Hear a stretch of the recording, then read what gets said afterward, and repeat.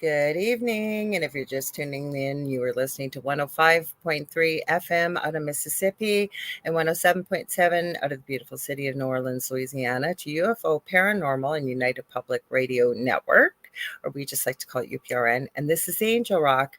I'm your host, Lorilei Potvin. If you've been here before, welcome. We love to have you all back. And if you're new, come hang out with us. We love to have new people joining us because we've got a Fan Fav on tonight, but I'm going to introduce her in just a sec. I get all the housekeeping things out of the way. So I'm a Canadian psychic medium, crystal Reiki energy healer, Akashic Records practitioner, spiritual teacher and mentor, registered nurse. I am also a budding animal communicator. I am also well versed in near-death experiences, having had one as a toddler myself and studied them professionally and personally for over 40 years. And lastly, well versed in the paranormal. I always say we never went looking for it. It found us. And in our previous home in particular, we shared our story on the Travel Channel's Paranormal Survivor, season 4, episode 9. So if you guys like what you see, please like, share, and subscribe. This network's been around for over 25 plus years, and we stream multiple shows daily, 7 days a week. And when we're not live, the archive server dips into the last 25 plus years and randomly picks shows from past hosts, present hosts, and there really is something for everybody here. I believe we're almost up to 40 live hosts on the network. Hang on, I got to grab a drink here. Sorry. Hang on. Sorry. My throat was dry before I started, so I got a couple drinks here. Anyways, and there really is, like I said, something for everybody here. And we're always adding new shows and new hosts. So it's not all just spooky stuff, paranormal. We've got a whole gamut of different shows and topics. So please tell all your friends and family, and please like, share, and subscribe. So if the thing is, 80% of our audience is audio only. This network does broadcast to every country in the world, believe it or not. So if you're listening, you're not able to comment, but we love when you comment. This show, The Angel Rock, and my second show that I started with my amazing co-host and friend David Hansel, who is a medium and angel channel. It's called The Thing at the Foot of the Bed on Thursdays at 7 p.m. Both of these shows are very audience participative. I always say, if we didn't have all of you that are here joining the chat and listening to Carmen, my guest tonight, and I would be having a great conversation, which we could, but we want to talk about our new books. So if you want to watch, please head over to UFO Paranormal and United Public Radio on Facebook and YouTube, because if you're watching, you can comment and we will see your comments. And I always try to involve everybody that's here as part of the show. You can also head over to my YouTube channel, which is The Angel Rock with Lorilei Potvin. I know Carmen, our guest, I'm going to read her bio in a sec. She's streaming to her YouTube channel. I'm trying to see the name of it. She'll have to tell us. I think it's just under Carmen Turner-Schott, isn't it, Carmen? Yes, Carmen Turner-Schott. Okay. And we are also streaming to Canada's Most Haunted. I'm trying to think where else. I'm going to share it as we get talking to my profile on Facebook. It's public, so you don't have to be on my friends list. You could watch it over there. I'll pin it to the top. And lastly, we are streaming to my Instagram. You're tried it on yours, Carmen, but we don't know if it's live or not. Yeah, I'm not sure if it's working. Okay. Well, I was just going to tell people, though, the thing with Instagram, now there was a limit. They were only letting us stream live for an hour. So I don't know if they fixed that or not yet, because I haven't seen the little warning message come up. But they don't integrate the comments in the main chat here. So I try to pop back and forth as we're talking, and I'll try to pull you into the conversation if you're over there. So please don't think we're ignoring you. Let me see if I forgot anything. I leave myself a checklist now because I usually forget something. The last thing is, if you guys want to watch us on TV, you can. We have a channel for the network. It is on Roku. And how you do that is you're going to go to the channel store on Roku and type in UFO space P as in paranormal. There's a drop down list and we're about the third or fourth one down, and you're looking for UFO space paranormal and United Public Radio. and that is us. And you can watch us on TV. I think I have remembered everything I have to say. The other thing is, I want to remind y'all, we do have a big paranormal conference coming up here where I live in Thunder Bay in northwestern Ontario, Canada. We've got some huge people coming to speak, including Shane Pittman. We've got Jeff Belanger. We've got Haunted History that's on TV right now. And Carrie Lynn Shellhorn, one of our own hosts and one of my very close friends. She's the host of Spirit Switchboard on Fridays at 6 p.m. She is going to be one of the featured speakers. I am also speaking, but I'm in a smaller room. And I have a merch table that'll be there. There's paranormal investigation. There's all kinds of stuff. October 4th to 6th, and you're going to check that out through Lucky Paranormal that's putting it on. And it's Lake Superior Paracon.com. And we got Michelle Wilfong. Hello. I see Carmen already said hi to her. So, Michelle, I don't know if you joined the show before because Carmen's been on many times. I always say to her, woman, I don't know how you find the time to write the incredible books that you do. And she does. She's got a new book. So let me tell you a little bit about Carmen. Carmen Turner-Schott has a master's in social work, and she is a licensed social worker practicing. Actually, it says is a practicing licensed clinical social worker, or I call that the muggle job. She's an astrologer, writer, and teacher with a national and international clientele, and she is incredible. She really is. She's bang on. She has been working as an astrological counselor with victims of trauma for over 25 years. She completed her Master of Social Work degree at Washington University in St. Louis, Missouri in 1999. Sorry, you guys, let me know if there's a little bit of a background noise. I can hear it. So if there is, we'll see what we can do. I am going to throw this in, Carmen, because I forgot to tell you this before we went live. My eldest son has gone back to university and is going into his third year now to get his social work. Oh, that's great. Yeah, That's awesome. Congrats. I forget that. Yes. Yeah. So Carmen has been researching the eighth and 12th house for the past 25 years. You guys have to check out her first book because that's kind of how we connected with your first book, The Fallen Angels. And how do astrology and fallen angels have to go together? And it is an incredible book, incredible. We had so much fun in that interview. And I'll go back to this again. An 8th and 12th house person herself. She has personally experienced the energies and lessons of these two very spiritually transforming houses. She has presented astrology workshops for the Association of Research and Enlightenment, or ARE, throughout the years, and teaches a variety of spiritual development classes. She is a published author, and her two newest books, Phoenixes and Angels, Mastering the 8th and 12th Astrological Houses, and The Mysteries of the 12th Astrological House. That's the Fallen Angels title. Mm-hmm. You can find those on her website, carmenturnerschott.com. But she's here because she's written a new book. And I'm going to read this because I think it's well written, that Gavin sent me, and I think it explains things. So she has a brand new book that she co-wrote with Bernie Ashman, and it's called Astrology's Magical Nodes of the Moon, Releasing the Past and Embracing the Future.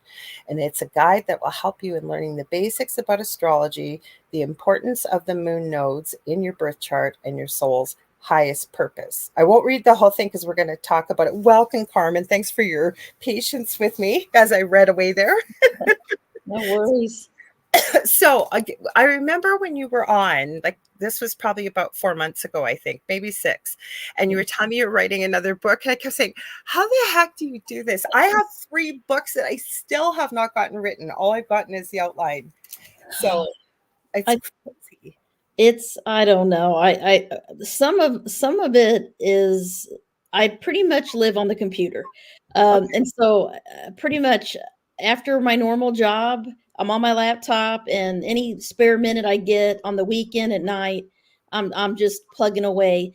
But this book, the Astrology's Magical Nodes of the Moon, about our soul mission and the moon's nodes in our past lives, it kind of came together easily because I partnered with my friend and mentor, who's also an astrologer, Bernie Ashman.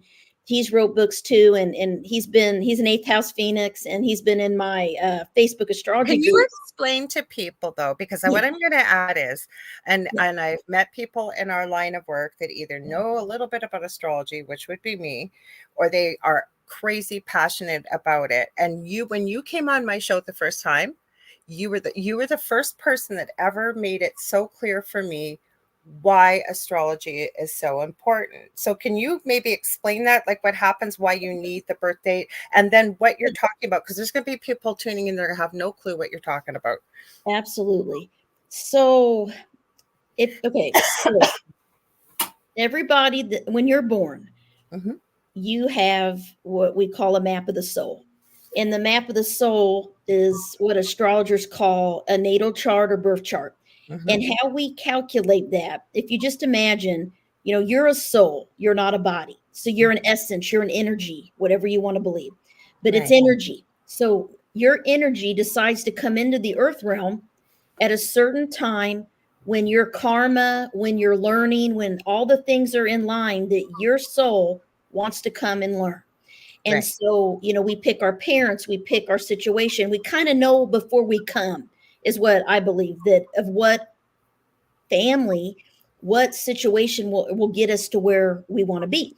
So what happens is on the day of your birth and the year of your birth and the exact time of your birth and the place of your birth. So city, state, country is very important to know your time and place, because that's how you get the most accurate chart. And what a chart is imagine that you're at Earth, you're looking up at the sky, the moment, time, place of your birth.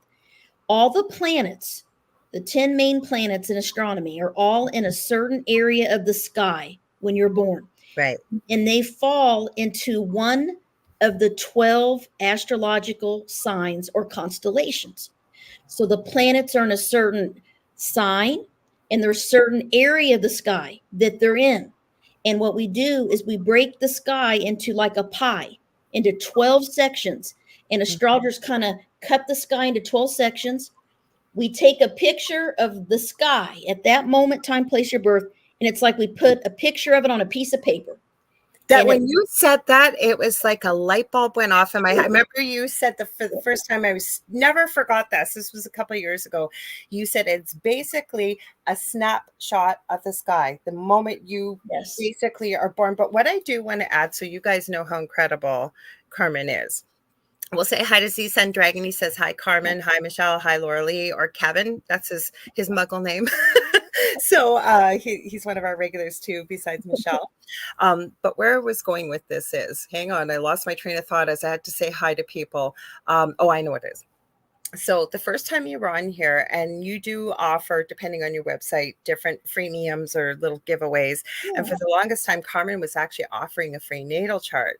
And I've told lots of people about you off air. And most people say, well, there's no way Carmen could work with me. Then I don't know what time I was born. I go, oh, she has a way to figure that out. But yeah, my chart, I didn't say a word to her, you guys. I didn't say a word, but I sent my time of birth that I thought around. I had an idea. I sent my birthplace and my name. Carmen wrote me back 30 minutes later, or no, maybe it was not even that long. And you said, are you sure that that's exact time? Like maybe it couldn't have been a little bit, maybe a half hour one way or the other. And I went, oh my gosh, like how would she know that? And I wasn't trying to trick you. I hadn't even thought of it yeah. until you said that. And you were absolutely right. That is how good you are. Thank And you. it was Thank bang you. on the chart. It is because it's energy. So Mhm. when I know someone, or when you first meet someone, you usually pick up on their rising sign, which is the energy that you give out to the world. We call the rising sign the mask. It's Okay. the mask that we wear. So people typically misjudge us if our rising sign is different than our sun sign and moon sign.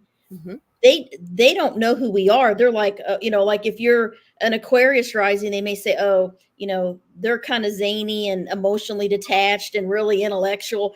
But then when they get to know you, could be a Scorpio sun and a moon in Taurus, and be really deep and passionate. And they don't see that side of you. So Mhm. that first instant is that energy you feel. So when I don't feel, when I do a chart and it's not number one, if it's not resonating with you, if you're like, no, it doesn't really feel like me, we don't have the right time. Number one. Number two, my vibe about people's typically right. I'm an empath. So if I feel energy, I feel energy. And I knew there was something off with your chart a bit I because think I was in the 8th house, if I remember correctly. yeah, you are. You're an eighth houser. Mhm. Yes. Can you And explain to people really briefly? She's such an incredible teacher, you guys. Every time I have Carmen on to get all kinds of feedback, people love her. I love her personally. She's awesome. But can you explain a little bit why you were drawn? And then we're going to get into your book so people understand. So we're talking to people maybe that have never heard of astrology. A lot of the people in the chat have, but people that are listening in audio land may not have any idea but want to learn more about it. So yeah, so you want me to tell about the eighth house? yeah, why the 8th and 12th house? Because you've done a lot of work there. You Yes. said also the 4th house, but for people that don't know what that is, and I've met so many people, you really had an impact on me the first show you did, because I learned so much from you. And now when I meet people, you can almost see when you meet people that fall into the 8th house, Yeah. particularly, and the 12th, because we talked about it. I'm sure there's others I've met that once if I understood it a bit more, astrology, I get it, but Yeah. Yeah. So what got me into astrology was really paranormal experiences that I had, mystical experiences that no one could explain. You know, glowing ball light in my doorway, it froze me when I was 16 years old. I couldn't move, I couldn't breathe. I'd wake up at night and have very strange things happening.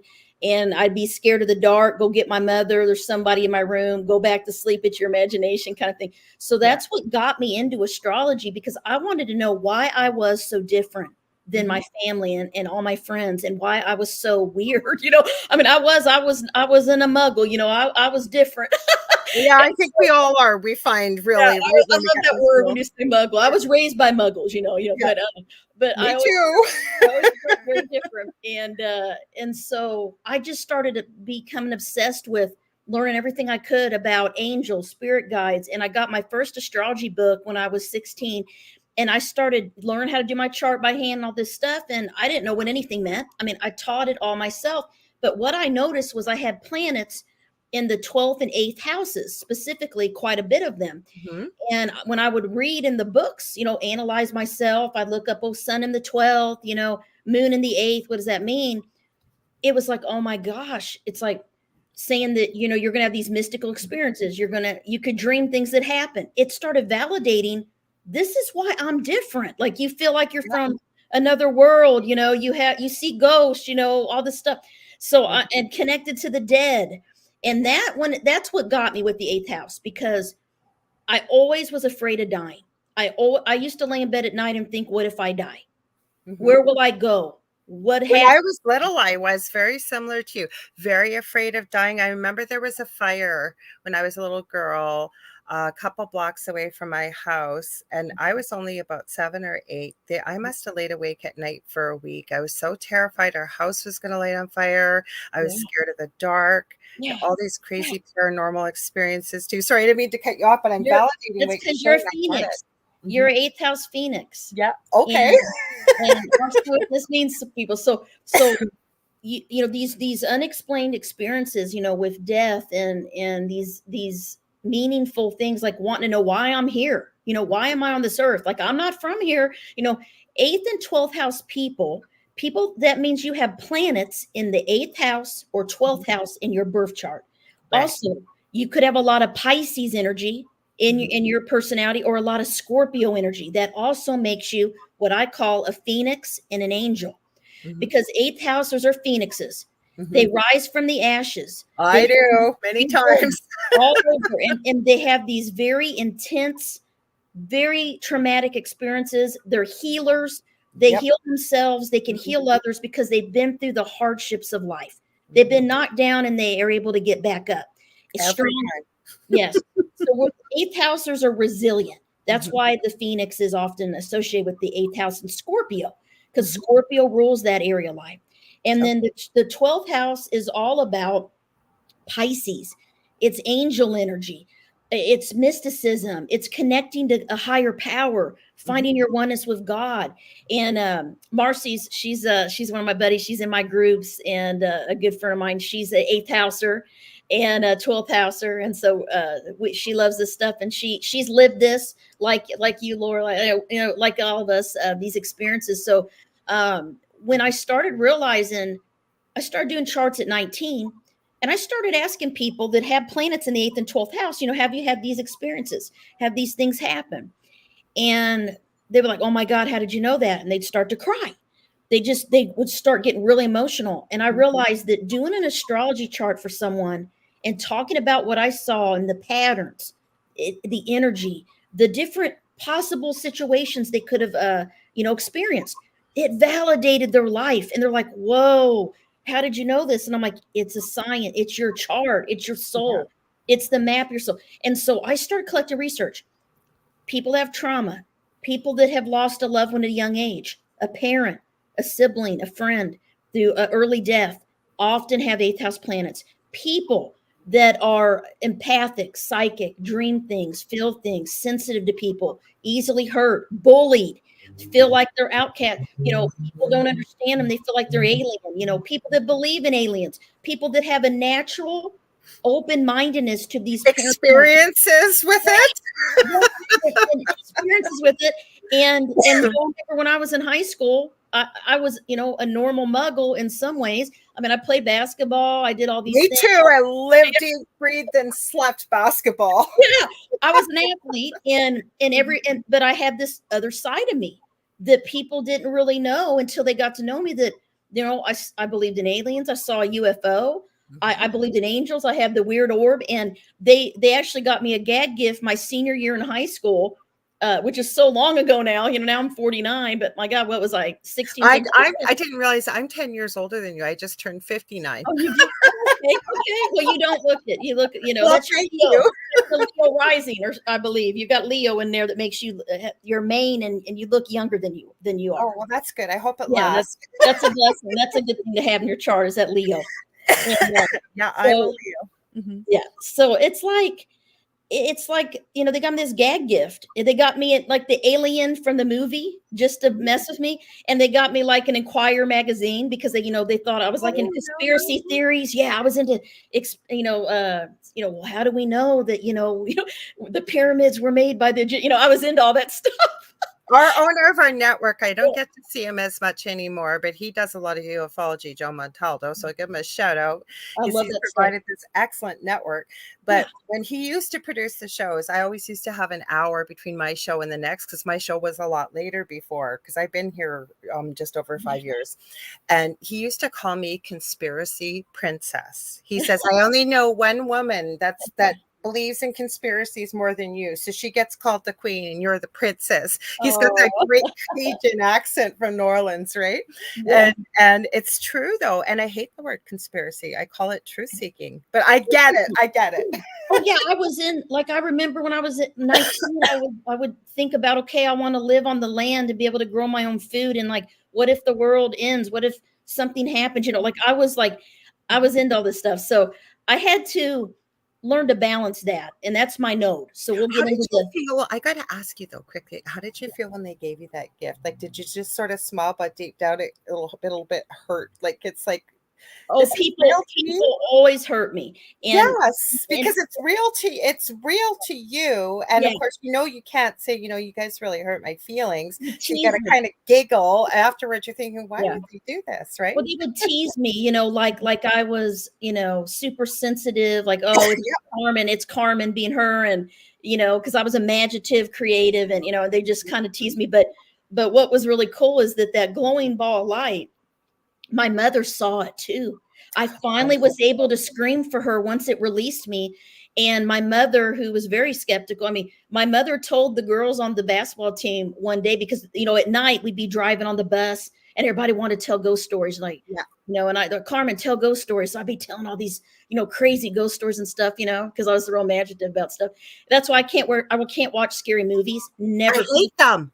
I can't watch scares, even movies anything. I have seen with a lot of suspense, and I'm literally talking to myself going, why are you being so I can't watch ghost movies, supernatural, anything that's realistic or based on a true story, forget it. I will be up and I'll be seeing, I have to have the nightlight on, like I'm still like a scaredy cat. Like I don't even watch stuff because it'll get me. Even a commercial, I'll change it real quick because I'm like, I don't want to see it, because I believe in that stuff and I don't want to. I don't put my energy there. But anyway, my mom told him, hey, the glowing orb was real, so they were like, whoa, her mother saw, so they kind of believed me a little more, back then. But I didn't really care because I was me, and I knew I was born this way.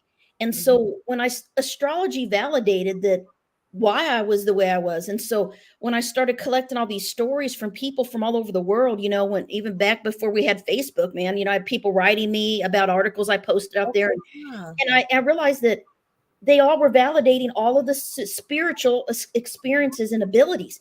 So 8th and 12th house people and Pisces and Scorpio people specifically, that's my research, they have psychic gifts, spiritual abilities that they're born with. Whether they believe in it or not, they may block it, they may hide it, they may not even nurture it or know they have it, or they may know they have it, but they don't want to go there, or they embrace it and they end up becoming psychic astrologers, tarot, healers. Yeah. And what's funny is every time I'm on a podcast like this, I always say, send me your chart, or they end up, sending me the chart. And they're all 8th and 12th house people that have these Podcasters that you run into? Yes, all of them. Gosh. I don't think I met one that didn't have planets in the 8th and 12th houses, or a lot of Scorpio and Pisces. This is what they talk about. This is like them. And I'm like, oh my God, you're an 8th houser. And they're like, what's that mean? And I start there, oh, that's me. Oh yeah. I was just on a show the other night. What was it? Paranormal Soup. And Jason's show. I know Jason. It was such a blast. And he's like, oh, I want to have you back on. I was looking at his chart, everybody's chart. And but yeah, 8th house. I mean, it's just the way it is. And Pisces. Jason has abilities. I haven't been to his show in a long time, but I can tell you, in my previous home with our paranormal experiences, he helped me in so many ways. I used to go to his show every week, and I would call in. I have some recordings from he called them ITC nights at Halloween. Wow. That if you heard what came through, you wouldn't want to, because it would scare you. I don't want to. This was intelligent, and they say EVPs, or electronic voice phenomena, for people that may not know listening. Usually you got to have headphones on, you got to listen 10 times and you're not sure. This is like you and I talking. And I'm not a major Harry Potter fan, but that's where Muggle comes from for people. Yeah, I love that. Yeah. But the voice of Slytherin when Harry Potter's speaking snake, that is what that voice sounded like. It's called Jason by name on there. Live. No. I'm getting goosebumps as I'm telling you. I don't want nothing to do with that. Jason is awesome, and I promote his show many times on this network because he's got a great show. Oh yeah, it's so fun. I love going on, and the cool thing, now that I saw Marcy said something that's important for you to know. You are in your Saturn return right now. Okay, so what does that mean? Okay, so the Saturn return has to do with the nodes of the moon. Okay, so you know what? And you always read my mind when I'm on here. I say this because you really do, because that's where I was going with this. Let's get into this, because I don't, and guys, I'm honest, I don't know a lot about astrology. If you've been on my shows before, you know that. I am one of those people, but I'm telling you, if there's anybody that can teach you, it is Carmen, because I never really got it. I always used to say, I know I'm a Leo and somebody's in this house and that house and this moon and that. I got no clue. But you actually really inspired me, and I've learned every time you come on here. So please tell us. Yeah, thank you. So that birth chart we're talking about, there's a planet called Saturn. Saturn is known as the teacher. Okay. It's the wise instructor. It's karma. So Saturn shows our karma. It shows our past lives. It shows where we feel a little bit cautious, a little bit uncomfortable in our life. Saturn brings a lot of wealth and good fortune and like work blessings. Usually, I need that.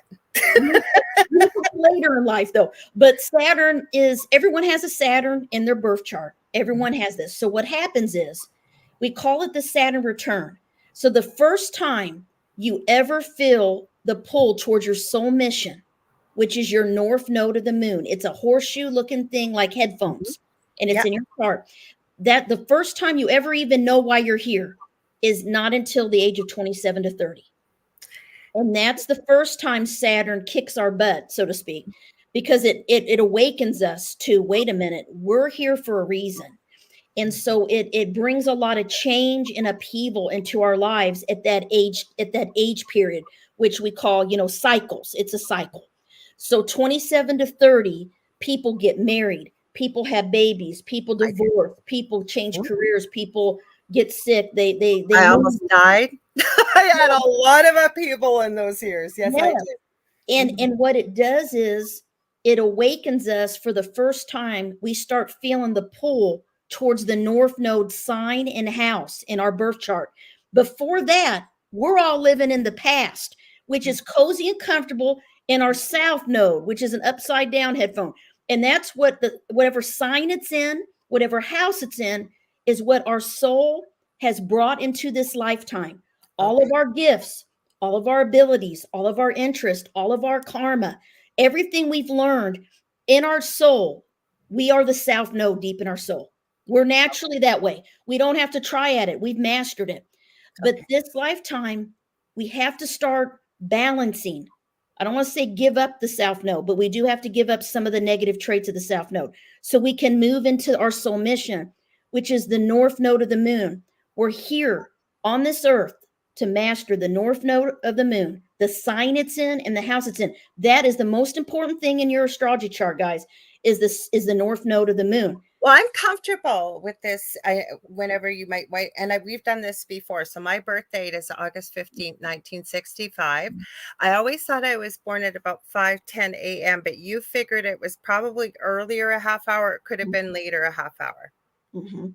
Hi, And Julie Jean Bassett. We got Cosmic Child 11 or 1111 says, "Hi, Carmen. So good to see you." hi, But I everyone. know just so to them because you are a really incredible teacher, and I've told you this many times on the show and off the air. The thing I like about it is you really demystify this. Like that is so the way you just described the notes. Yeah.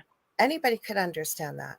So I hope so. That makes me feel good. So thank you for validating that, because that's what I want to you do. are the first person, and I tell so many. I have sent so many people to your website. I've told so many people about you, and it's because I half the time it sounded like somebody was speaking gibberish. I had no idea. Like I knew I was a Leo, and then you'd hear about this house and this house and this moon and this. And it's like I got no idea what you're freaking talking about. You made sense for me. Thank you. Yeah, Mm. because astrology it seems complex, Mhm. but I want to teach it so everyone can love it as much as I do, because it's my passion. And a lot of astrologers, and there is a lot of science and technology, like degrees of this and aspects and all this stuff. I don't even go there. I want to teach people that don't know anything about it, or just kind of know their sun sign, or want to learn more, the basics, and to see it as a tool of energy and self-awareness that you can use in your life to heal, transform, and become more resilient as a person. That's my goal. I'm That's going to add, though, the one thing that really opened up for me when I understood that first time you were on, and it's Marcy, you said, she yeah. said, Carmen's a wonderful teacher. And then she said, it's the truth, and you're a great person. She sure is. I just love her. But the one thing that really came to fruition for me the first time you were on, and I was so intrigued. I never say no to Gavin, anyways. Gavin Oh Davies, yeah, for anybody, he's an incredible publisher. Always amazing. sends me wonderful authors. But we've gotten to know each other, and there's been times you've been on not even through because Gavin, because I love what you do. But after that first time, and what really intrigued me was fallen angels, and I had to know, what does fallen angels have to do with astrology? We now know that was at the beginning of the show, but it Yeah, made me realize when we come here and we're going through tough times, yeah, everybody has them. What do people feel like? They always say, I'm so alone. Why am I here? I don't even know why I'm here. And it made me realize, and Spirit gave me this one time when you were on, I think it was the first time, is, you think about it as a good parent, whether you're pet parent, child parent, whatever you are, you look after somebody that you love and care for, yeah, that's reliant on you. And so I'm going to use a father, right? Your father and mother maybe are sending a child off to camp for 2 weeks. They're going to pack everything they need. They're going to put maybe some maps. They're going to put snacks. They're going to put everything the child needs. And I realized for me, my belief system, and I never push it on people because you can believe whatever works for you, yeah, is God. And if God is our father, I thought, holy cow, yeah. really didn't send us all alone. And I Oh, really think astrology was huge. We've got guides. There's so many other things we've got. but we've got like almost like a map to the soul with astrology, right? Yeah, but I mean, I believe that God created astrology. It's in the Bible. It's throughout the Bible. I got a little ebook called Astrology from a Christian Perspective on Kindle. It's just articles I wrote about astrology in the Bible, and it's out on Amazon if you guys are interested. And it's like just it's like that big. It's like $5. That's But I published that because because I call myself a Christian mhm. astrologer. I'm a Christian mystic. That I believe in Me reincarnation, too. Yep. and I believe, and I know the church used to teach reincarnation. It was part of the Catholic Church, and so there's a lot of hidden knowledge and things that were kept from us. Yeah. And astrology is all throughout the Bible, but even and then people are all about it's in the Old Testament to the New Testament. Even Jesus told the disciples, think about it. There's 12 zodiac signs. Hmm. There's 12 sons of Jacob. There's 12 disciples. Hmm. Okay, possibly 13, Mary Magdalene. And then there's that new, or there's another 13th constellation some people believe in. I'm not going to get into that, but there's all kinds of these, theories about 12. And in the ancient Hebrew, in the Jewish temples in ancient times, the symbols of the 12 zodiac signs were on the money, on the floor of this. I mean, it's been in religion and throughout ancient times. But and even Jesus said to the disciples, like, how will we know when you'll return? There shall be signs in the sun, moon, and stars. That gives me chills, man. That's astrology. Yep. And we know that these transits and these things going on in the sky right now are infecting people's lives. I mean, astrologers can accurately predict the energy and potentials of what possibly might happen, even down to the moment sometimes, because it's a science, it's an energy that can be interpreted, just like astronomy. I mean, but the thing is, it's always been a pseudoscience because people don't know. That's why I'm trying to do more research about the eighth and 12th houses, for instance. And I'm doing an article. Actually, I did a quantitative research study recently on the 12th house specifically in 5 patterns that I have seen in random charts of people that I'll just say, send me your charts if you have 12th house planets. I had them do an assessment. 99% of them said yes to all 5 patterns. That's science. How is that true? How? Because it's real.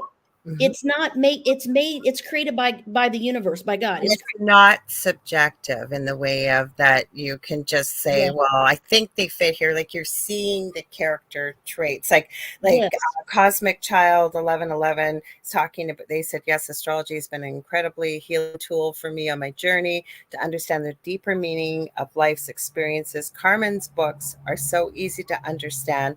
I have 3 of them so far. Kathy thank Hanley Little, you did her chart the last time she was on here because you. that's what you were offering on your website. Yeah. She's in the 8th house and she said Carmen is right on. Oh, thank you guys. But you were the first person. But now I want to know about this newest book. I want to know about the moons. How Yeah, did the moons come in? The whole bit. yeah. So the first Saturn return, like I said, we start feeling, oh, we feel different. We're forever changed. We start feeling the pull towards this North Node sign and house, even though we may not know it. If you don't know astrology, you wouldn't know what the heck's going on when you're 27 to 30. And now what happens by the time we are 57 to 60, Right? which you're in yours now, Yeah. you're in your second Saturn return. Mm-hmm. My grandfather, who I told you I just went to visit this weekend, is in his third Saturn return right now. Wow. Yeah. And Okay. so that is a challenging time. But what it also It does is is. you get into your soul mission. By the time someone is 61, Mm-hmm. if I do a chart for anyone after age 61, I've done many of them, they're in their node. They're like, oh yeah, Carmen, been there, done that. Everything I'm telling them about the South Node, their past lives, the things they're supposed to learn and let go of. They're like, oh yeah, I've been through that. That's my whole life. I've been through this. And now I'm doing it. I'm doing my mission. And we get there no matter what, guys. So it doesn't, we can resist our node, or we can just be completely blindsided. And the universe is like, okay, Carmen, I'm going to shake up your life because you're not on the right path. Yeah. Not to punish us. It's because we chose to come here to learn something. In our soul, we meet people and situations to awaken us. and to open our eyes to why we're here. And it may be, some people might bring us pain. Some people may betray us. Some people may help us so much and help and open a door for us. Everything that happens is to get us into the North Node. And Mhm. I knew this for about 10 years now. I started realizing how important the nodes were. And because of my own life. And I thought, my North Node is in Scorpio and my South Node is Taurus. And Mhm. my North Node is in the 3rd house, which is writing and teaching. Oh, then you're doing what you're supposed to be doing. Well, I'm trying, but I'll be honest, and I'm doing the 3rd house stuff, but I still am struggling now because I'm only 49. I'm not in the node fully yet. I'm not done learning, but Right. I'm trying to become a Scorpio. And I can say that 10 years ago, I thought I will never be a Scorpio. How am I ever gonna feel like that? Because I'm so opposite of that. I'm like a 12th house Pisces, Virgo, like mystical, like Mhm. everybody's like me, idealistic and imaginative. And Scorpios don't, they're like, I see through you, you're full of crap, I don't trust you. They trust their gut, they're very Black perceptive. and white. My brother is a Scorpio, just astrology sign, and he's like that. Okay. Most I met my ex-husband was Yeah. too. Well, they Just can cut black and white. people off Mhm. eventually that aren't good for them. That's what I did not know how to do, because I would always let people back into my life that hurt me. I would always forgive, and open that's 12th house, because 12th house angels, 12th house people lack boundaries. So I knew I got to become a Scorpio. So this is the thing about Scorpio. Scorpio North Node people and South Node Taurus, and this also goes for when they're flip. Say someone's South Node Scorpio, North Node Taurus. It's a similar energy. Those nodes are the nodes of healing, the Okay. nodes of forgiveness and letting go of the Mhm. past, and they're the nodes of being very spiritual. And how do you do those things without having some pain? Think about it. So I'm going to I go through. agree 100%. I always say Yeah. when things are status quo, and I use the example when you fall in love for the first time.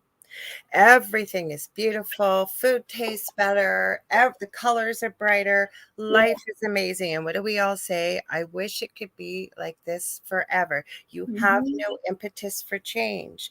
Yeah. When we want change or we want to evolve, grow, whether we like it or not, it's pain that we go through. And you Mhm. have the choice to stay in the victim mode. Yes. You have the choice to start moving on and moving out of that pain so you grow and learn, right?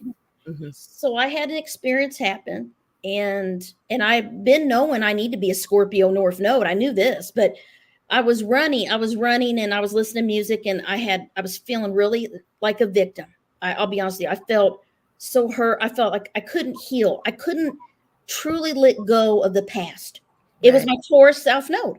I was still living in the South Node, and we have to balance, right? So life happened, and I was running and walking in my hometown, and I'm very nostalgic because Tauruses are connected to the past. So my hometown, old love, old friends, family, and I was in my hometown when this happened, and I thought, why is this happening to me?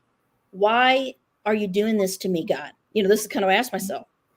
And I heard this voice in my head, and I told my daughter this. My daughter's like, "You're crazy," because Hearing voices. her nodes are opposite of my nodes. So I'm going to get into that too, guys, with parents and children, because they're here to be your mirror and to teach you things. And we're learning from our children. They're learning from Mhm. us. So I'm going to get into that cool research I did about the nodes with kids in our Cool. family. But I said, why is this happening to me? And why can't I just get over this? And this voice came in my head and it said, how else will I ever make you a Scorpio? Oh, wow. And Like, it did was, that stop you in your tracks? Because I would have stopped me in my oh, tracks. it was like, how else will I make you a Scorpio? And then I felt like I'm not being punished. Like I finally felt it. Holy shit, like, Mhm. yeah, how else am I going to be a Scorpio if I'm not rock bottom and hurt and have betrayal and lose people I love and go through grief and death and have to go to funerals and do all this stuff. So I knew then, yeah, these things happened, even though they were horrible in my mind, in my conscious mind. My soul needed to go through them to make me tough. Bottom line, to make me stronger and to be a survivor, not a victim, but to heal it and realize, hey, this is to get me into my node. This is actually a benefit, because I don't want to have to come back here again and redo all this stuff. Like, I want to master what I'm here to do. And I used to always say when I was young, I don't want to come back. I don't want to come back. That was something I always said. Mm-hmm. And that's a whole nother story about where that comes from. I got hypnotized and got some answers on that. But I meant to become a Scorpio. And now I try to, I'm working in a Scorpio muggle job, a career field. As a social worker, I work with victims of trauma. I deal with sexual assault. I deal with domestic violence, suicide, all kinds of stuff. Well, that's hard. And that's Scorpio. That's 8th house. So I'm doing that. And I'm meant to balance the practical side of life, which is Taurus, making money, having security, being able to pay your bills, being able to survive, your basic needs, with doing something deeper and spiritual to help other people, to teach and write about it. And that's what I do with astrology. So I'm trying to learn how to balance this. Like, I'm still in it, but by the time I'm 60, 61, I know that I'll be where I'm supposed to be. So I'm just waiting for the universe to, those triggers, like those. So that's all I got to do. Wait another couple years. Yeah. Well, you're in it. Like, but yeah. I mean, I think there's going to be a lot of things happen that are going to flow for you, that are going to click. It's happening right now. And I understand the law of attraction. I've been working on it. But I've gone through a lot of crap, a lot of stuff, and I don't usually talk about it, because to me, and even I've never asked why me, but it's kind of like I've been saying, like, okay, now we've learned a lot. Now, can we just sort of push past this and keep going? Yeah, I mean, the thing is, the first thing, I'm going to look at the chart or the nodes. So let me go through for the listeners out there. Let me tell everybody how you can get your birth wheel. And that way, then you'll know what to look for with where your nodes are. So you can go to astro.com, or you can Google free birth wheel. And what you need is, I'm going to put it in the chat. You need your date of birth. You need your date and year of birth. Date and year of birth. You need your exact time of birth, as close as you can get. What if they don't know? Like, I know you can do that. If you don't know, it's okay. It's simple. If you don't know, you need to put 12 noon. 12 p.m. Is what in New York, if you don't know the place. Like if someone's adopted, things like that. And I can get into how we do chart rectification, which is a way that we can narrow down someone's accurate time by how they look, how that mask is. We talked about the ascendant. If you can figure out someone's rising sign or ascendant, that's how you first perceive someone. That's how you first feel their energy when you meet them. So if I meet someone in person, or I'll have someone send me a picture of their face to try to, if they don't know, and I'll say, you got a Scorpio look. There's Scorpio somewhere. So we'll mess around with it. And then what do you know? They're like, well, I'm born between 12 and 2, my mom said, but they don't know. And Scorpio rising. So I go by that. So there's ways to get an accurate chart. But if you don't know, we still can know the node, the sign the node is in. What will change, guys, is the house that you're supposed to master your soul mission in. But you can at least know the sign that you're meant to master with no time. So just put 12 p.m. New York, or 12 p.m. where you're born, your date and year of birth. And that's how Marcy did her middle son's chart. Yeah, absolutely. And so you can get that wheel. So get the wheel out and take some notes, because I'm going to tell you what each nodal pair, what their karmic learning is. Very basic and simple. And in our book that Bernie and I wrote, Astrology's Magical Nodes of the Moon, we make it simple. It's basic. You can read it and understand, okay, this is what I'm meant to learn. This is what I'm meant to let go of.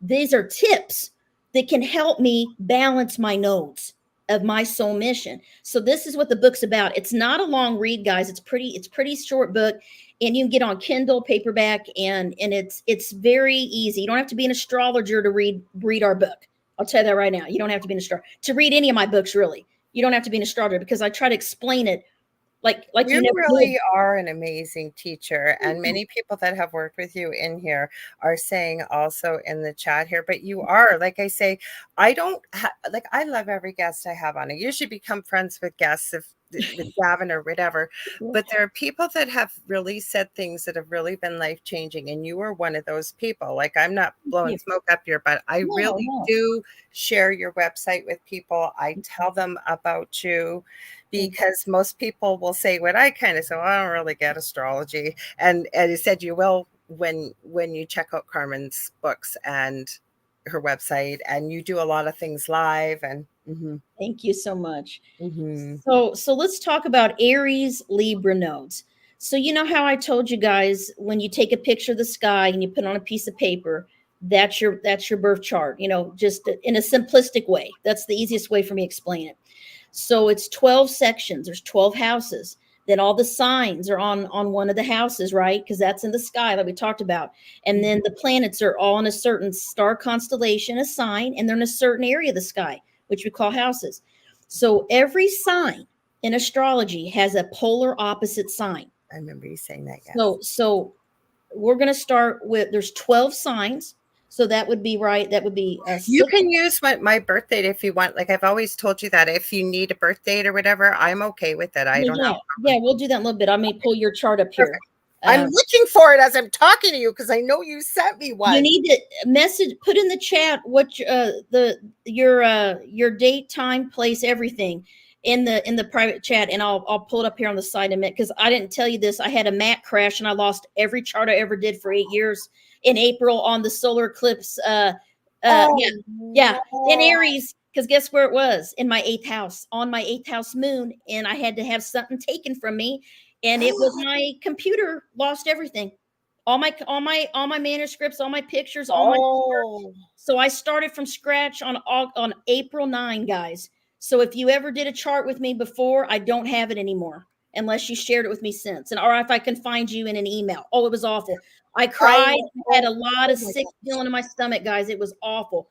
But I wish, I'm glad that it was just my computer and not someone close to me in a person, because I was worried, because there was a stellium in my 8th house during that solar eclipse, the huge one on April 8, guys. And I felt it like I was dying. I mean, it was all in my 8th house, on my Aries 8th house stellium. And I was like, I'm going to lose something. I just had this bad vibe feeling. And the thing is, even the Apple people couldn't figure out. The tech people are like, ma'am, it should be on the cloud. It's not even on the cloud. Like, everything was gone. I have Apple phones. I have, well, you can, I don't have a Mac computer, but I'm guessing, I don't know if you can plug in an external drive. I think you can, but you're right. It should be on the cloud. Well, he said it usually is. And he did all these things. And guys, the only way I was able to save anything is that through email. If I had emailed something to myself, so guess this, I was halfway done with a book that was due, my new book. I got a new book coming out next August. Again, another one. Well, then you got to come back on again. Then I got another book, guys, and guess what? I had to get an extension. The due date is September 14th, because I lost all of it. I had to start over. Oh my gosh. 8th house, death and rebirth, guys. 8th house. Anyway, so so message me your stuff, because I don't have your chart anymore in there, because I did it before my crash with my mat. It was awful, guys. It was awful. And the same week my mat crashed. I had a car accident and I burnt my finger really bad. This is Aries, guys, like 8th house Aries stuff. I mean, this is why I believe in astrology. I'm like, whoa, like I can't make it up. But then I had 3 good things happen, 3 bad, and then I had 3 good. So it's all balanced. So anyway, but if you look at, in the sky, Aries starts the zodiac, and Aries polar opposite is Libra. So the nodes of the moon will always, if you have an Aries Libra node, The opposite's always going to be one of those signs. So if your Okay. north node's Aries, Libra is always going to be your opposite, your south node. Okay. If your north node is Libra, then Aries is your south node. So they're always, it could be flip, right? Libra, Right. Aries, Aries, Libra.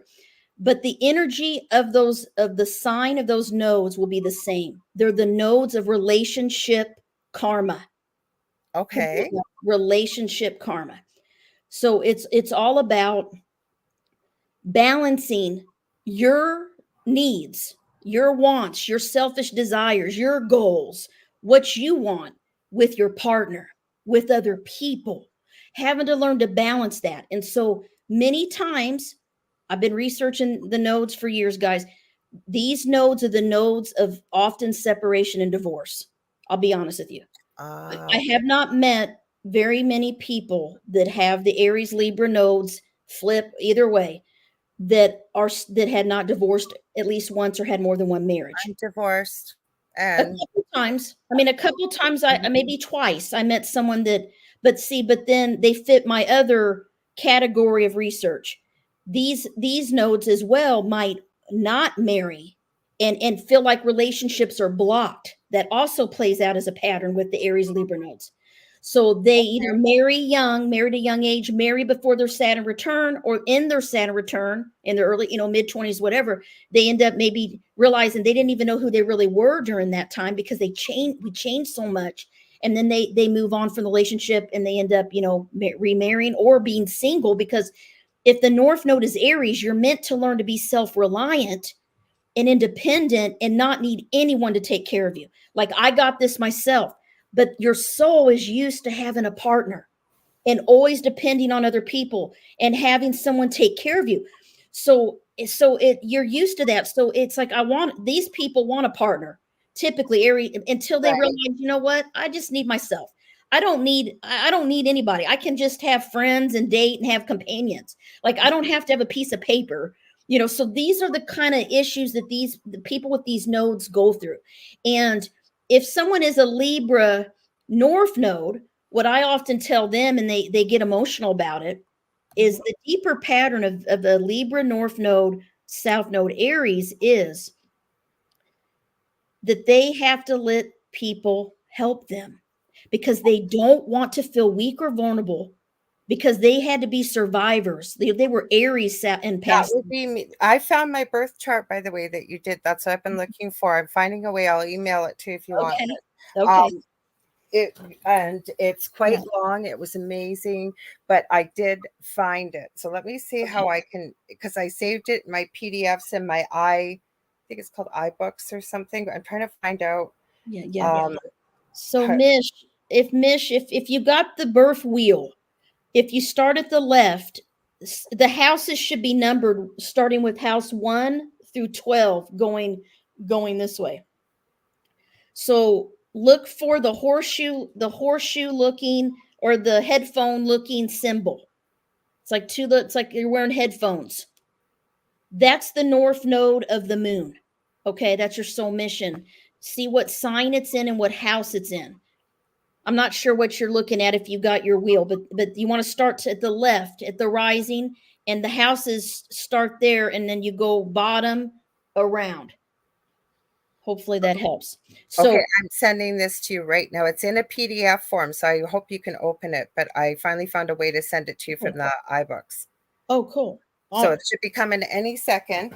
And then, because I've always told you, I don't mind if you've used me and then you got an example. And she does do readings for people. Yeah, I love to do Yeah, consults for we're gonna people. stop this right here because this. Sorry, we gotta flush the toilet, guys. That's not allowed here, Alan. Sorry, but yeah, you can't promote yourself on here. So I can give you one more opportunity. You're welcome to stay, So but this isn't the place. But go ahead, Carmen. Sorry. you are a South Node Libra. So you confirmed all the things that I just said. I forgot you were South Node Libra. And I didn't know because I haven't looked at it. I thought I had it saved in my astrology file on my phone, and I didn't. I had to go. Was going through my email when you were talking. I was going through all this stuff, and then I thought, I know I saved it in iBooks, so that's how I found it.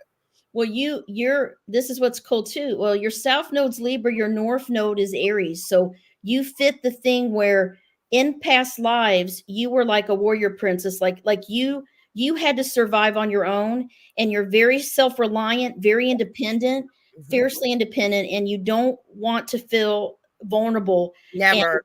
and you don't want to feel dependent on someone. Never. I So never do. Nope. so you're in and that's what Marcia said, you're in your nodal return and Saturn return right now. So what that means, guys, nodal return, it means, okay, so right now in the sky, we know there's all the planets in a certain thing right now, right? So it's not your birth chart, right? It's just what's going on right now. So if someone's born right now, we take a picture of the sky right now, that's their chart right now. And right now, the nodes of the moon are in the signs of Aries and Libra right now. So when Marcy said you're having your nodal return, it's kind of like when we talk about the Saturn return. That means that the nodes are back where they are in your birth chart, and they're awakening energy. They're testing you right now. Oh yeah, they tested me. So relationships and partnership and compromise and using your voice to stand up and fight for your rights and what you want, Aries, you're in this balance. And I'm doing it too, because I know Mhm. boundaries are one of my lessons, even without an Yeah. astrological chart. Yeah. But you know what I just said? I always age myself by a year. I don't know why. Like my birthday is August 15th. Right Yeah. afterwards, I said to my son, somebody was being a jerk. And I said, you know what? I'm too old for this crap. I don't give a crap what people think. I'm going to tell them, no, cut that out right now. I wouldn't have said that. But Yeah. exactly, I am now starting to use my voice, stand up and say, no, I don't deserve that from Yeah. you. That's disrespectful. And I Yeah. don't have to be rude, but I stand Yes. my ground and I speak up. Mhm. Yes, because as a Libra, your soul, when you imagine years and years ago when you were little, your Mhm. soul was a peacemaker. Libras are Oh, yeah. peacemakers. Libras avoid conflict like the plague. I They still don't want do. conflict. They don't want, if someone is disturbed or mad at them, it destroys them. Like they want Yes. peace and harmony in all areas of their life. They need peace and You know what harmony. I'm going to tell you to validate that? I was working with someone and like just it was crafting stuff years ago and we were selling it. And I was also going for something called body talk at the time. Yeah. And through a misunderstanding, this person was so angry with me. I had said nothing that wasn't true, or they just took it the wrong way. They decided they weren't going to go work with me with this craft fair and the whole bit. When she did my body talk, she said it is literally akin to somebody having a cancer diagnosis, the amount of stress Wow. and because I just felt so awful Yeah. because that's not what I meant. And they cut off all communication because they heard it from a third person. I wasn't Wow. talking about them. I hadn't said anything mean. And No. she said, I cannot believe the distress you have over this. So I'm Wow. telling you, it is absolutely right. Yes. I hate conflict. Yes. Yes. Yes. And your nodes, these nodes, North Node Aries makes you have to have some conflict because Aries like battle. They like competition. I just heard that from spirit area, Aries battle. Aries, you got to go and you got to take your sword up and you got this. Like you're here to be self-reliant and fiercely independent and a survivor. Aries are the most resilient sign, in my opinion, even more than Scorpio, Maybe because they that's have why a my son came to yeah. me with the severe autism too, because it forced me to stand up. It forced me to speak out. It forced me to be an advocate, things I would never have done had he not been in my life. Advocate. That is the word for an Aries North Node, to Mhm, advocate for mhm. yourself and other people. And also, you're good in a crisis. Oh my God, Aries, that's so funny. You said I just said that yesterday you because just I told you guys. I you told just know you. what to do. You just know So what to my do. dog almost died without warning. I was telling you Yeah. this. Yeah. And I was super calm, super Wow. chill. As a nurse, I've worked in critical care, and people would be running around going, how are you so calm? And I'd say, I don't know, I just am. So after my dog recovered, an hour later, and my son flew over here, he goes, Mom, I must get this from you. I'm great in a crisis. And I kind of was letting the stress come out a little bit. I was starting to feel what had just happened. I said, honey, I just went through all this. I was very calm. You're seeing the after effect after the crisis has passed. Now it's okay if you need to shed a few tears or you need to do whatever. So I get it. Sorry, I wanted to add that because I want to validate what you're saying. Yeah. Yeah, yeah. So those nodes are double whammy for you right now because your soul mission is to learn to be an Aries. But also, what's going on is there's the nodes in the sky right now are in your nodal sign. So we call that a nodal return, which means that you're going to be tested. So this is a great time for you to get into that North Node more. And I always tell people to read everything you can about your North Node sign Okay. because that's the sign that you got to get comfortable with. Like I had to get comfortable with Scorpio. You got to get comfortable with Aries. Oh, and Okay. it just feels like I'm wearing a wool coat thinking about it. Like it just feels so. Ugh. Yeah. Yeah. And it's okay. So let me hit the other nodes so those listening, because we got, and that way they can see their patterns, and then we'll get into more. So Taurus and Scorpio. If your nodes are in Taurus and Scorpio, or Scorpio Taurus, like me and Marcy, we got these. What it is it's the nodes of letting go, forgiveness, healing, resurrection, rebirth, transformation of your mind, body, and spirit. Mhm. It's becoming self-protection, learning to be able to protect yourself and to have really strong boundaries and to also be kind of a business person, business minded, a little bit more calculating, a little bit more strategic about things. And also, balancing your need for security with allowing change into your life, because Tauruses don't like change. Scorpios are all about change. So Mhm. depending on if your node is a Scorpio or Taurus, if it's your North Node or South Node, you'll feel the energy to know what you're here to master. What you've already mastered is the South Node. It's the upside down look-in headphones, and the headphones that look up, or the horseshoe, is your soul mission. It's your North Node, guys. So Taurus, Scorpio, the two pairs of nodes that I feel are the most difficult. This is just my opinion as an astrologer. Okay. Other astrologers can have different opinions. That's fine. But my opinion is the hardest set of nodes, the two most painful, are Aries Libra nodes and Taurus Scorpio nodes. Oh, wow. Right with the 8th and 12th house, too. Yeah, I mean, because think about it. Relationship, love, marriage, all these things, speaking up for yourself, not, being independent, those things are hard, you know? And then Taurus Scorpio, forgiving, letting go of the past, like, and healing yourself from abuse, from betrayal, from hard times, becoming spiritual through your losses, through your sacrifice. That's Taurus Scorpio, sacrificing something to have a better life. My Sacrifice. heart's still breaking what you shared about the loss you had on the eclipse of all days. Oh, my Oh my goodness. gosh, I felt so sick. And my husband said to me, there's nothing you can do. You got to let it go. That's what he said to me. And I'm like, You want Scorpio, to, as much as you love him, you just want to shake him and say, no, you just don't get it. And a whole book almost in there and all everything. I mean, I had to write my editor and say, hey, I lost it. I'm gonna have to start over. And they've been so great. And I got till the 15th. I mean, I'm literally on a deadline. Like, all I'm doing is locking myself in. I'm not done yet. I'm editing still. I'm like, I got to get on it. So anyway, but it has been April was a tough month for me, and so was August. And so these things that happen, it's to get us where we need to go. So I'm becoming more of a Scorpio every day because of people, the work I do. Okay, I got to ask you a question quickly. Yeah. Is that why old people, elderly people, say, get a reputation for being crotchety and grumpy and whatever?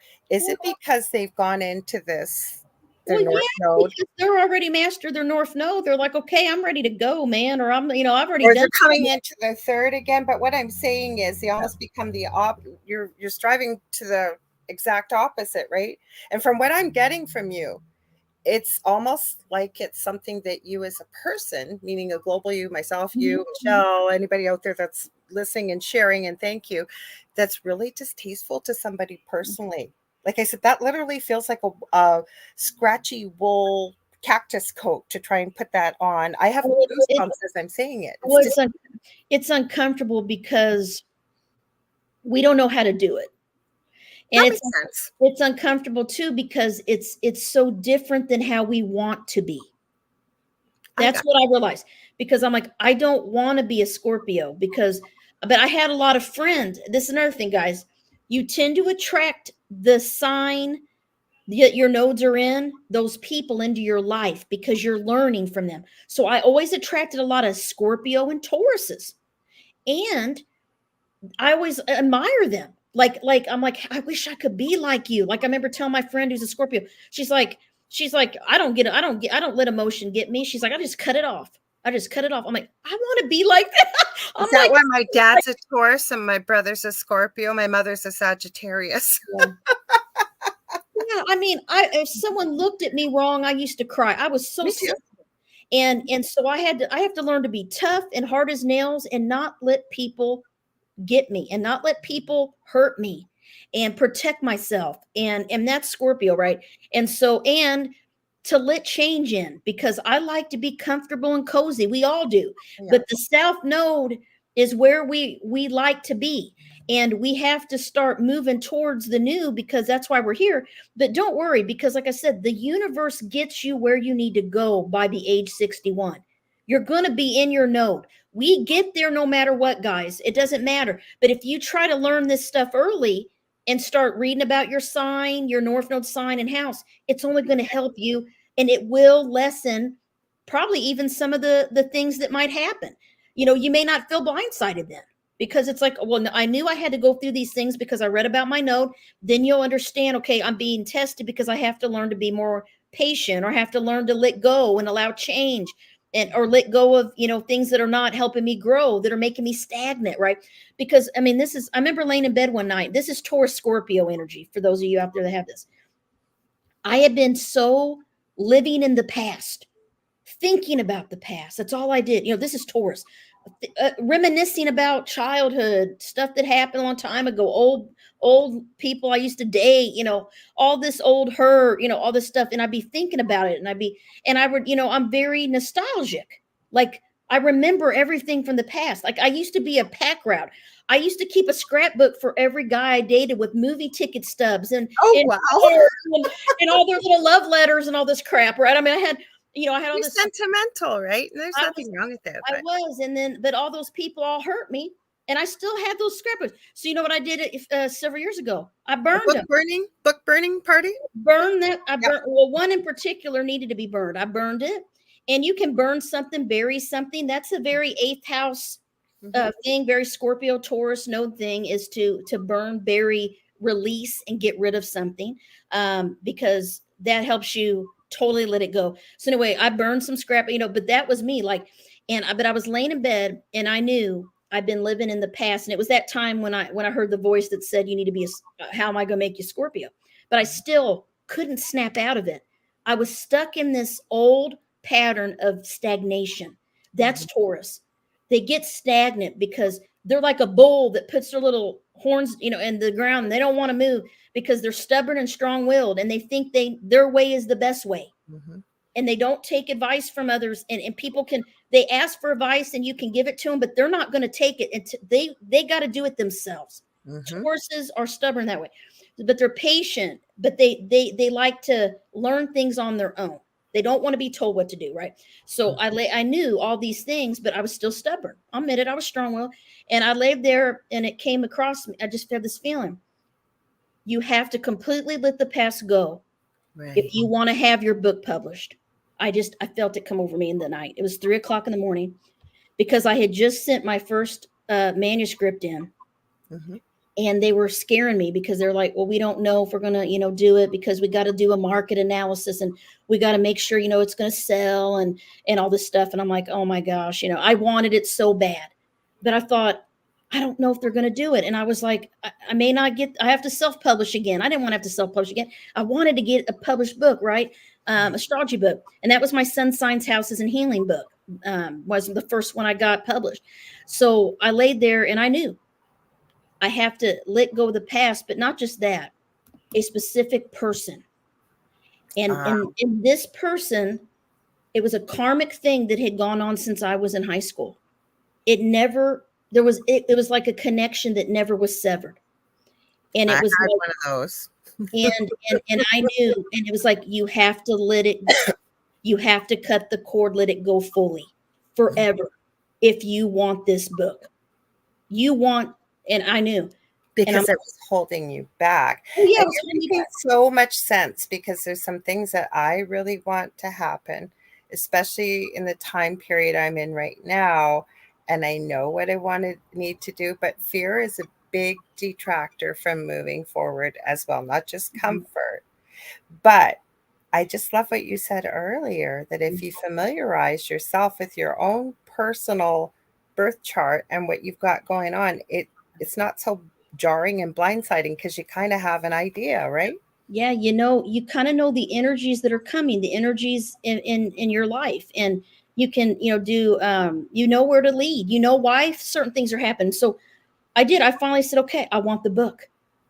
I'm ready to let it go. I'm ready to go. I don't know how. I didn't know how. I didn't know how not to be a Taurus. I mean, we don't, you didn't know how not to be a Libra. You're still there. I'm still like, I'm still a Taurus girl at heart. I mean, I'm like, I don't, this Scorpio stuff, I'm like, oh, the only thing that helps me is I got eighth house. So I got a lot of Scorpio energy because of eighth house planets, which helps me. But to be a true Scorpio is to be business minded and strategic and calculating and healing. I mean, it you know, psychological too, but trusting their gut and trusting and not trusting people. See, I'm opposite of that. I trusted everybody. I believe everybody is. I had no idea, for example, Yeah. that I have trust issues with people. Julie Jean Bassett is here. I'm going to give her a shout out. She's Okay. an incredible animal Oh, communicator. She nice. always comes to the shows. I took my animal communication course with her, but she's also a Oh, shamanic practitioner. And oh, she validated for me something that happened that should never happen to a child at the age of 4, that on a shamanic journey, I didn't say a lot, but she saw it. And she wow. really helped me with a lot of healing. So I want to give Good. her a shout out on here. Thank But you. Thank mhm. you. That's great. But I'm realizing a lot of things you're saying over what's been happening over the last year or two, yeah. making a lot of Yes. sense. You're in that nodal return and all the you're in your Saturn return, double whammy, both. So you're getting you're gonna embrace Aries soon. You already are, you may not know it. You may not see it, but other people around you, your family and friends probably see you being more Aries, being more assertive, being more straightforward about how you think and feel, Mhm, standing up. Well, what about me? I don't like that. I don't want that because mhm. Libra never does that. Libra is always about how can I please other people? I'm a How can people I, pleaser. how can I, yes, how can I give other people what they want and make them feel safe and good? They neglect themselves at times, Libra. All the time. You gotta be an Aries. You know what Aries keyword is? What about me? I am. I really don't like that term, but right, yeah. That's because you're a Libra soul. Maybe that's why it irritates me, and I'm being personal here. When I work with people or Yeah. clients or something, it doesn't irritate me. It's people in general that you hear it and you see it that are always in the victim mode. That's their story. And again, it's not my job to judge, but it's like Mhm. sandpaper to me when I keep hearing my mother, for one, would always say, "What about me? When is it my turn?" The woman lives the life of a queen practically and can't see it. But well, that's now victim's a little different because Aries is not a victim. Aries is confident, brave, courageous, Mhm, assertive, impulsive, bold. They trust their gut instinct. So Aries is not victim. mhm, They're a fighter. They're like I'm gonna do this and I'm gonna make it. I'm gonna survive and I'm gonna take care of what I need for me first because they know that they got to survive and they don't want to have to depend on anyone to have to give them money or to pay their bill. They want to be able to do that on their own. mhm, That's what you're moving towards. mhm. So I've always been that way. Even yeah. when I was married, I always had my own bank account. Mhm. Hubby had his own bank account. We put Yeah. money. I've been very independent my whole life, Yeah, always. that's Mhm. good. So you're that's the thing with the nodes. We're balancing them. So you're not giving up your Libra. I'm not giving up my Taurus. We're just learning to balance the nodes. So let me hit the others real quick. So we got Please do, yes. Because Carmen's going to try. We could talk forever. Carmen's going to try and duck out a few minutes early. I'm going to hang with you guys till the end. But she just got back into town and jumped on this show, which I'm so grateful for, as I'm sure all of you are, because she's incredible. But I will have her back. You are a fan favorite, by the way. Go ahead. Sorry. Thank you. Thank you. So Gemini, Sagittarius, guys. So Gemini, Sagittarius nodes are the nodes of learning and knowledge and communication. So if you have those nodes, you're here to learn, study, all the hobbies, all the things you love. You're here to network. You're here to socialize. You're here to travel. They're the nodes of travel, exploration, adventure, and talking to people verbally, writing, radio, teaching, natural teachers. I love to teach. These are the nodes of that. So if you have Gemini Sag nodes, very big into learning. Also freedom and independence. When you have the Gemini Sag nodes, it doesn't matter south, north, that polarity, you're gonna be a free spirit. You're not gonna want to be tied down and told what to do. You're gonna like your freedom, and you need to feel independent, but it's hard. So relationships, you need someone that can mentally stimulate your mind. So you need communication is key. So relationship partners or whatever, friendship, you need people that can talk to you about topics you're interested in. And that's how you fall in love, is through someone's mind first and through talking. Mm-hmm. So, they always say the number one reason for divorce is communication issues and money. The top two reasons people divorce. Communication. It's a big one. So you guys are natural communicators, natural teachers, adventurous, explorer. You love to travel to foreign countries, be on the move. You can be restless. There's a restlessness in your spirit where you always feel like you need to be doing something, or you're wanting to go somewhere, physically moving around, driving in your car with the convertible down, whatever it is. But being outdoors, hiking, all those things. So it's a big thing. Oh, hi, Christine. Hi. Got some of my peeps in here tonight. Good. You just highlight. If there's a comment you want me to highlight, I will be happy. Yeah. Nice. And so Gemini Sag guys, I feel like they're fun nodes. They're fun to me. They're lighter.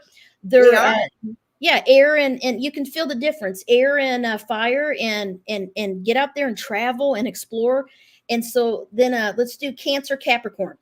Cancer Capricorn, this one can be a little challenging too. I'd say the third most difficult set of nodes. So Cancer Capricorn are the nodes of family karma. Karma. And that means your parents, your childhood, your roots, how you're raised, the family you came from, your family who raised you, and then the family you make, your partner, your marriage, your kids. And these are the nodes of balancing the home and family with your career and your work. Yeah, that could be a hard one too. Yeah. Home and work. So, we always talk about work-life balance. That is a key learning issue with the Cancer Capricorn nodes, because there's always responsibilities, and these people feel very responsible for their parents. And I would say, out of 100 charts, if I ask people randomly to send me 100 charts that are Cancer Capricorn nodes, North Node or South, doesn't matter, that pair, 99 out of the 100 of them will tell me yes, that they had to take care of a parent in their home at some time in their life, or financially, emotionally take care of their parents when they get older, or even when they were younger, that they were kind of like role reversal, like they feel responsible for their parents, even if they're not the oldest child. Sometimes they never leave their hometown because they feel like their family needs them. There's all these energies and patterns can play out in different ways. But I just did a radio show the other night, and one of the guys, he had put up his chart. He was these nodes, and I didn't know anything about him, didn't know him. And I'm like, you have family karma. I said, Cancer's the mother, Capricorn's the father. Did you take care of your mother at some time in her life? And he said, yes, he had moved her in and she had passed away and he took care of her till she died in his home. I And think I know who you're talking about. I do. I'm there's just, positive. there's just a lot of karma. So let me give an example too. Like my mother has these notes and she's never left my hometown.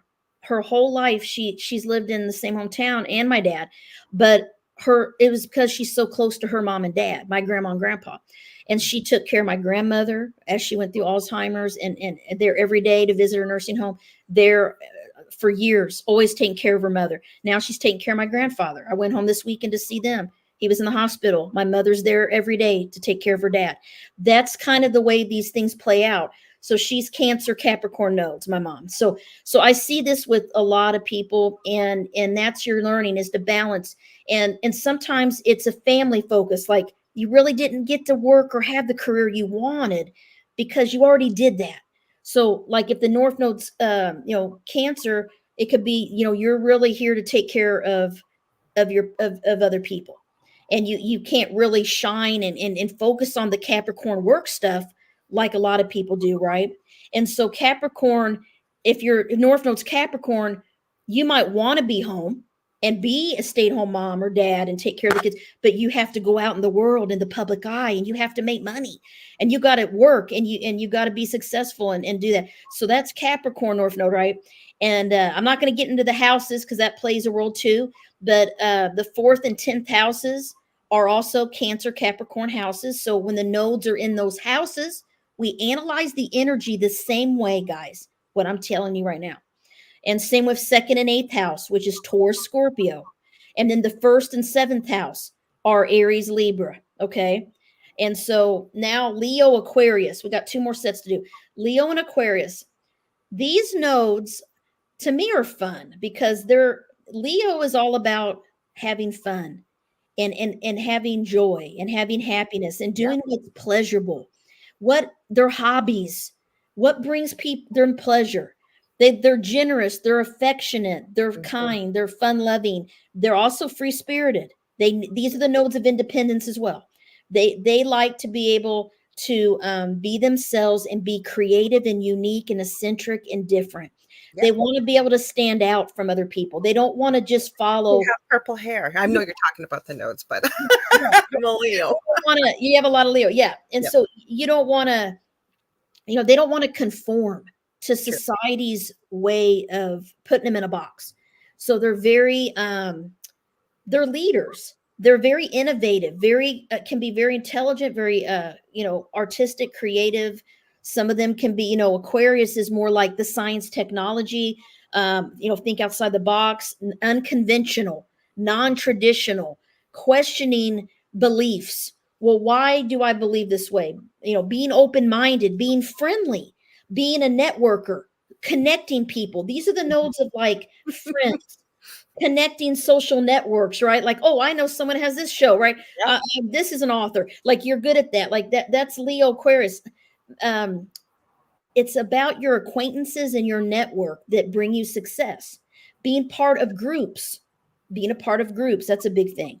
And fighting for causes that can help large groups of people, whether it's children, animals, homelessness, all those things. So Leo Aquarius's big thing is expressing their artistic and creative talents.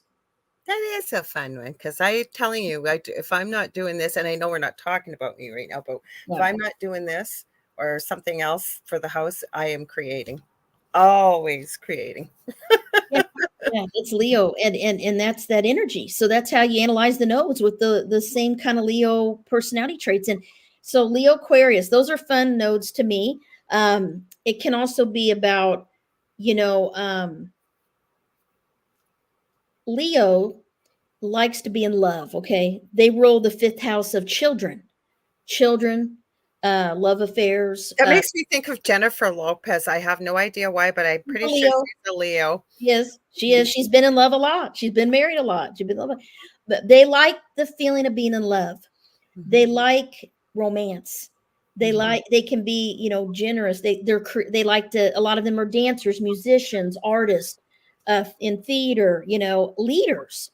They might be, an administrator and be a supervisor. It can play out. They like to be respected, admired, and cherished.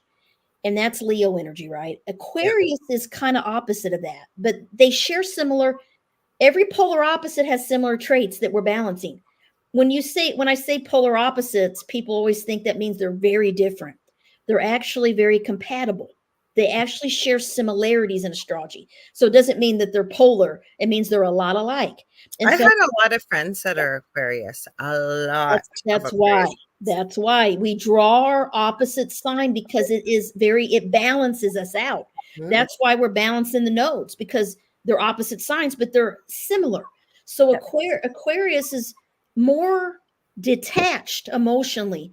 They don't need to have that love and the feeling of a Leo. They are more about, how can we be friends and talk and debate different topics? What do you believe in? They really love to connect with people that believe in other people and believe in the same things they do, or they like to open up people's minds and shock people and awaken them to thinking about things differently. That's Aquarius. Like, they want to My dress. closest friend right now, she is one of the sweetest, kindest people I've ever met in Aquarius. But yeah, the things she knows sometimes blow my mind away. And I do connect with people on an intellectual basis. I am fascinated by people's minds, and especially when you can have a very stimulating conversation like this. And she is like that. So you're absolutely right again. So Aquarius, Leo, Michelle said her son's a Leo. This is a cool thing about these nodes, the Leo nodes and Leo people. Leos, almost always, the Leos I've ever known or did charts for, they have a lot of good luck with getting a high level position at early in life. Yeah. Whatever curve they're in, because they're the sun, they're ruled by the sun. They shine, they rule the public, they get noticed, they're very charming and Yeah. flirtatious and friendly, and they love people, and people love them because they'll flirt with you. It's hard not to like Leos, because they're kind and happy people. Do They you all find though, very, and I'm not trying to keep you, because I know you're trying to get through the signs, but very quickly with people that are Leos, so they almost know what people need. Like, you walk up to someone and you can kind of yeah, tell, like, just you can they're feel it. good. They're good. Oh, They're very intuitive. They're very intuitive. I got a good friend that's a Leo. He's a coworker. He was a coworker of mine. He got a new job now, but we worked together for a while. He knew what people needed. Exactly what you just said. He knew, he'd say, he said, "Hey buddy," he called, and he just, he knew if yeah. someone needed someone just to check on him. He knew if someone, needed to go to lunch, or, and he was very charming, very charismatic, but they're good with people. Leos are good socializing. Hmm. So are Aquarius. This is what I'm talking about. It's socializing, the social networking, connecting people, talking. Oh, I know them from there. Oh, I knew him. They connect people. And then that makes people like them because the same people. So, that's kind of Leo. And Leos typically, there's the other side of Leo, is that they're the king and queen of the zodiac. So the king wants to be in charge, or the Hmm. queen. So they like to give the orders and they like to take care of people, but they want to be in an elevated position. So a lot of them end up being leaders because they know how to lead people, and they like to, they're good They're good with administrators. people. They're good with people. They I can will be add quickly, Mish is a Leo, and so she shared she thinks that a lot of people dislike her, and she doesn't understand why. So maybe she needs a birth chart. I don't know. That would help her maybe figure out where she is and why this is sort of happening. Would that help, do you think, good. Carmen? Well, just like, yeah, absolutely. You can contact me, CarmenTurner-Schott.com, and we could do a session, and I can take a look at your chart, because there's always something, like it could be your rising sign, typically is what it is. And it could be someone that has a strong Pluto. If your Pluto is right there on the rising, on the ascendant in the first house, people either love you or hate you. That's how they're either really drawn to you, or they're like afraid of you a little bit, because you make them feel uncomfortable, because you're kind of like, you could be a mirror for them in some way, Mish. So there could be a lot of things. But if you want me to look, I'd be happy to schedule an appointment. You can contact me through my website. And you can find my videos on YouTube too, about the 8th house and rebirth and some things too. If you have 8th house planets or 12th house. Also, I have Facebook groups about those as well. A mirror. Yeah. You're mirroring for people. So there's something. It's either Pisces, 12th house, Pluto, could be 8th house, Scorpio energy. There's something going on there that I could pin out. Oh, cool. In Australia. I No, always say she's in the future. I didn't go through everybody like I normally do because I knew we had lots to talk yeah. about. I Yeah. call her my birthday twin because when it's my Mhm. birthday, she's actually August 14th, but Oh, it's nice. August 15th when we connect Oh, usually. that's So, cool. Yeah, that's cool. So, but yeah, I'd be happy to. And then, so Leo Aquarius, socializing, networking, um, being unique and standing out, very, very creative people, very creative and intellectual and friendly people, friendly. They just are, Leo's more emotional. Aquarius is more intellectual, rational. They're mhm. more balanced than a Leo. A Leo gets very passionate. Yeah. They roar like a lion. Aquarius Mhm. is the water bear. They're balanced. They're Oh, air. us. Air sign. Yeah, yeah. They balance the emotions and they want to help people. They care like a Leo, but they're more unemotional. They're more detached from it. Mhm. They don't have to be in love. They kind of doubt that stuff because they're an air sign. They're like, well, it's just going to fade. That doesn't make sense. Like, do they agree with me? Do they have the same beliefs as me? That's more important to them. Can they communicate and talk with me? Can they be my friend? Mhm. They tend to marry friends. Leos tend to marry lovers. Mhm. That's what I'm saying. So the balancing, it's the cool thing with balancing like yin yang. There's That's exactly what I was just thinking. I yeah. ended up keeping you longer that we're almost done. We got like a couple Well, minutes let left. me I know you wanted no, to that's okay. get Let me hit this last Virgo. okay if you're okay because Then we're let me almost done anyway. So go ahead. let me tell you about the new moon in Virgo tonight. Since we Ooh, are this okay. just because this is cool. So Virgo Pisces nodes.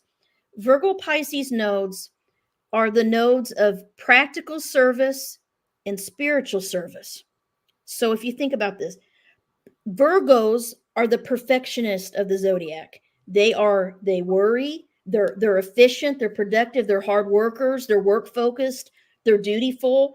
They like to they like to serve others. They like to help people in practical ways, doing things for people. They love to teach, they love to write, they love to communicate. They're the communicator. They're by, all that.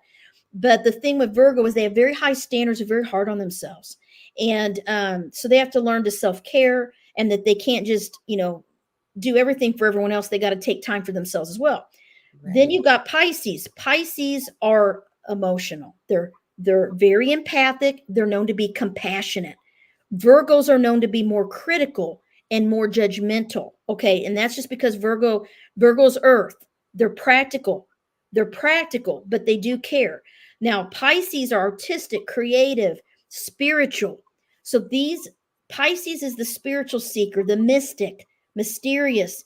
They usually are connected to dreams and altered states of consciousness, and so Pisces Virgo nodes are balancing um, practical life, like being in the boring world, is Mhm. Virgo. Virgos, what am I going to eat? Eating healthy, having a routine, having a diet, exercising, paying the bills, working, taking care of the kids, driving the kids to practice, all of the day-to-day activities of serving others in a practical way is Virgo. So if Okay. you have the node in Virgo, the north or south, you're either learning to be a Virgo or you're releasing that perfectionism and that high standard and the always feeling like you have to be doing something. That's Virgo.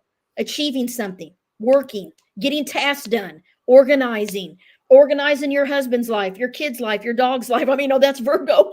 And I'm a Virgo sun, so I'm like all about organizing and getting everything.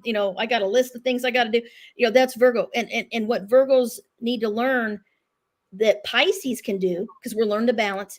Pisces can just let go and escape into their imagination. They can Okay. just withdraw from the world and relax and just hang out and listen to music with their friends, play an instrument, do some art, do some cool stuff, hang out with their friends, go be social. They know how to relax. So I always tell people, with every time I do somebody's chart that has the Virgo Pisces nodes, either way, they always tell me they have a hard time learning to relax. They're Ah, either or they really struggle with being in the real world. Like Pisces does not like to do all those boring things, those mundane, practical duties that you have to do to survive in the world. You have to eat healthy. You got to take care of your diet, your health. That's Virgo. They rule the house of health. They rule, if you don't sleep, it's going to mess up your routine. You're going to get cranky. All that stuff, Pisces and Virgos need each other. So these are the nodes of service. It could either be practical service, or if you're Pisces North Node, you're here to find a spiritual path. And they're both here to serve other people and help people. That's the nodes of service. These are the nodes of service to others. But Pisces are here to connect to a higher power, to connect to something outside themselves. That's why Pisces South Node people are naturally spiritual. They're born that way. They believe in angels. They believe in ghosts. They believe in astrology, crystals. They're into all this stuff.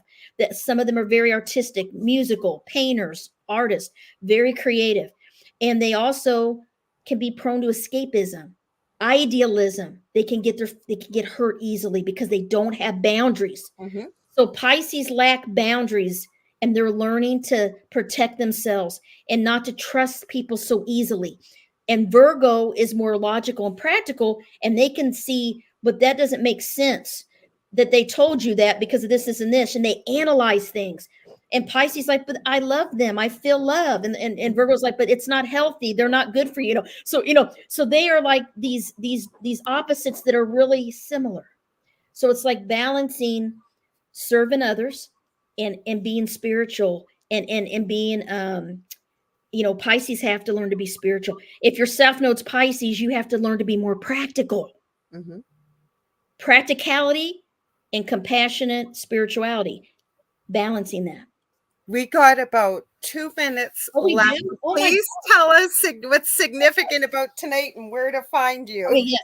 Well, there's a new moon in Virgo tonight. And what that means is anytime there's a new moon, it means that we are supposed to set our intentions and how to manifest what we want. So we need to make our goals tonight. So we need to, I'd say, get your top 5 things that you want. Okay. And believe that you have them and really figure out, what do you want? Is it better health? Is it to get more motivated? Is it to get your book finished? Whatever it is, because Virgo are the doers. Virgos are efficient, productive, organized, practical. All of us are going to feel the Virgo new moon energy, and we're going to be able to get a lot of stuff done and accomplish that we maybe normally wouldn't. So guys, this is a good time. If you're a procrastinator, you can tap into the new moon energy tonight. You can just meditate, write down what you want. You need to write it down. Go to my website, CarmenTurner-Schott.com. On the home page, if you go to the home page, it says Inspired Living. There's a link. Okay. You can click it, and it'll take you to a new moon manifestation free PDF guide you can download.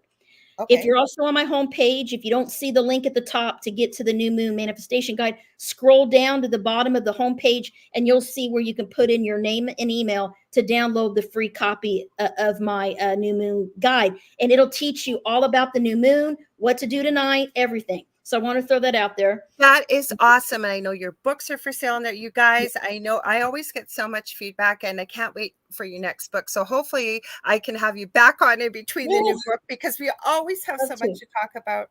I love you. I am so grateful you were here. Very quickly, I want to let you guys know, if you ever want to get a hold of me, get a hold of me on Facebook.com/The Angel Rock. Right now, I am still working on my first course. So that's why this was good information for me tonight that I'm hoping to launch. And once I do, I'll have it under a domain name. Now, I've got 2 groups on Facebook: Paranormal University for all things paranormal, the Angel Rocker Tribe for all things spiritual. And I should have told you why you might want to get a hold of me. I do crystal Reiki. I do psychic readings. I do medium readings. I teach, and I do all kinds of other energy healing stuff. So I'd love to have you reach out. Also, don't forget to tune in next week. We have Paul Nugent coming on, another one of Gavin's people. We're going to be talking all about UFOs, ETs, George King and the Aetherius Society. So it's all for all you guys that love that type of stuff. And I will be back same time, same space next week Thursday. I'm going ahead here. 7 p.m. Eastern Standard Time with David Hansel with the thing at the foot of the bed. We love you all, guys. Hang in there and have a great rest of your week. And we'll see you on Thursday. All right. Thank you to everyone that was here. Thank you.